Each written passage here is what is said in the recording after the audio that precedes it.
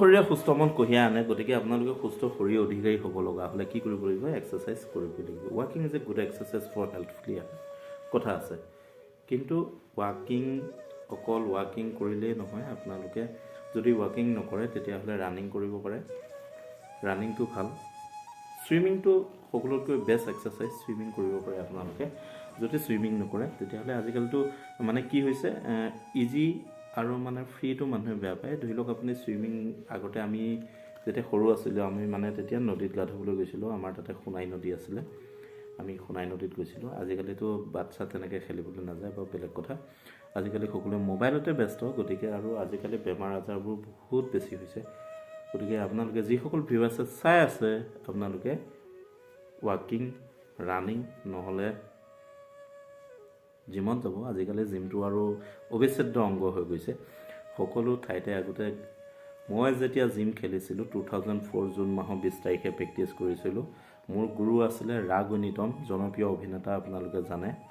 তেখেতৰ তাত মই প্ৰেক্টিছ কৰিছিলোঁ আৰু মই কম্পিটিশ্যন কৰিছিলোঁ কেইবাখনো কথা হ'ল কি তেতিয়া খুব কম আছিল জিমটো মই এইটো কাৰণে জিমৰ কথাটো বাৰে বাৰে ওলাওঁ আপোনালোকে ভাবিব পাৰে কিনো কথা কৈ থাকে গতিকে কথাটো হ'ল এনেকুৱা তেতিয়া বহুত কম আছিল কিন্তু আজিকালি গাঁৱে ভূঞে চুকে কোণে সকলোতে জিম আহি গ'ল আপোনালোকে জিম কৰিব পাৰে আৰু মোৰ ডিউটিটো হৈছে জিমতে গতিকে মই আপোনালোকক দেখাম জিমত আমাৰ ল'ৰাবোৰে কেনেধৰণে প্ৰেক্টিছ কৰে আমাৰ ল'ৰাবোৰে ইমান প্ৰফেশ্যনেল টাইপৰ নহয় কেলে নহয় আমাৰ ডিউটিটো মেইন ন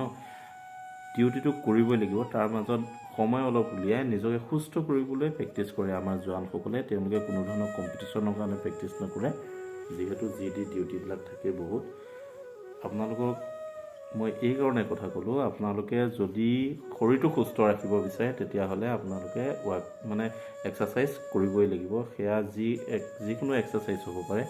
আগৰ দিনত মানুহবিলাকে হাত লেবাৰ কৰিছিল গতিকে এক্সাৰচাইজ এক্সট্ৰাকৈ কৰিবলৈ প্ৰয়োজন নাছিল শুই উঠাৰ পৰা হাল বোৱাৰ পৰা ধৰি পিট পিটাই আমি এতিয়া আপোনালোকে যেনেধৰণে এল ভি পিট পিটাই ফুৰে তেনেধৰণে আগৰ মানুহবোৰে পিট পিটাই ইঘৰৰ পৰা সিঘৰ ইটো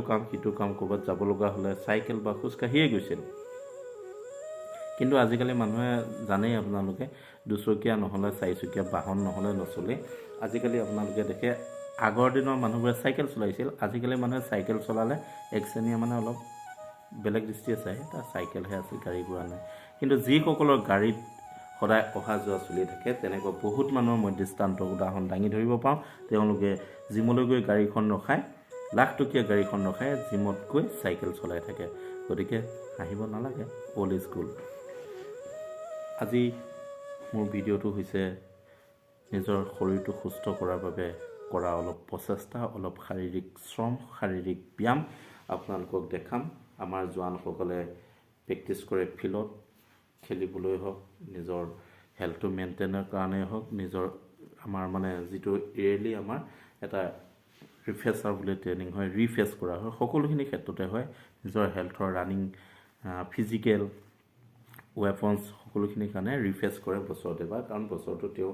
কি কৰিছে কি নকৰিছে মুখ্য কাৰ্যালয়ে গম নাপায় গতিকে বছৰত এবাৰকৈ হ'লেও হেডকোৱাৰ্টাৰত মাতি ৰিফ্ৰেছ কৰে ঠিক তেনেধৰণে আপোনালোকে অলপ শ্ৰম কৰিব নহ'লে বেমাৰ আজাৰ আপোনালোকক আগচি ধৰিব আৰু আপোনালোকে খুব কম সময়ত আপোনালোকৰ জীৱন পথৰ টুলগেটত টকা ভৰিব লাগিব আপোনালোকে হয়তো গম পাইছে জীৱন পথৰ টুলগেট কি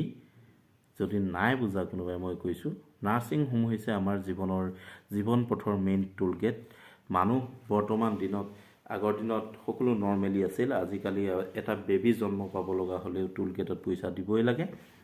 মানুহ মৃত্যু আগমুহূৰ্তত মৃত্যু হোৱা সময়তো টুলগেটত পইচা দিবই লাগে গতিকে আপোনালোকে যাতে টুলগেটত খুব কম পইচা দিয়ে আৰু নিজকে সুস্থ কৰি ৰাখে সেই উদ্দেশ্যে মই আজি ভিডিঅ'টো আগবঢ়ালোঁ গতিকে আপোনালোকে ভিডিঅ'টো চাই থাকিব মই ইন্ট্ৰটো দিবলৈ ৰৈ গৈছিলোঁ গতিকে ইন্ট্ৰটো দিলোঁ জয় হিন্দ হাই হেল্ল' নমস্কাৰ মই শংকুমণি ৰাজকুমাৰ আৰু আপোনালোকে চাই আছে মোৰ ইউটিউব চেনেল শংকুৰাজ 44 যদি ভাল লাগে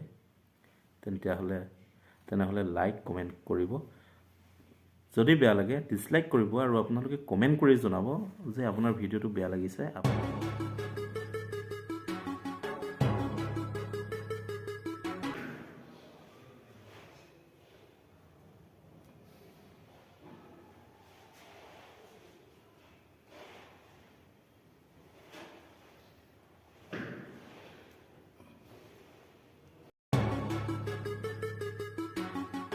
ইজেট লোৱা এটা লোৱা আমাৰ 92 আহিছে চাবলৈ দেই